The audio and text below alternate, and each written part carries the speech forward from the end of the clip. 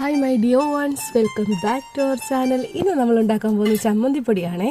അപ്പോൾ ചമ്മന്തിപ്പൊടി ഉണ്ടാക്കാനായിട്ട് ഒരു തേങ്ങ എടുത്തിട്ടുണ്ട്, അതിലേക്ക് ഒരു 10-20 ചെറിയ ഉള്ളി എടുത്തിട്ടുണ്ട്, അത് പൊടി പൊടിയായി അരിഞ്ഞത്, പിന്നെ ഇഞ്ചിയും വെളുത്തുള്ളിയും ചെറുതായി അരിഞ്ഞത്, പിന്നെ ഒരു സ്പൂൺ കുരുമുളക് പൊടി, പിന്നെ കാശ്മീരിയുടെ പൊടിക്കാത്ത മുളക്,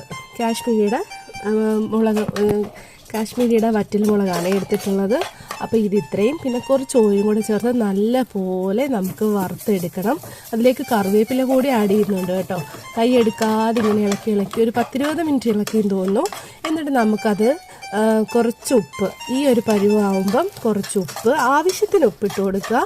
പിന്നെ എന്നിട്ട് കുറച്ച് പിഴുപുളി എന്ന് പറയും, വാളംപുളി, അത് കുറച്ചിട്ട് കൊടുക്കുക.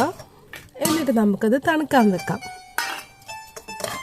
നല്ലൊരു ബ്രൗൺ കളർ ആവുന്നിടം വരെ നമ്മളിങ്ങനെ വറുത്തുകൊണ്ടേ ഇരിക്കണം തേങ്ങ.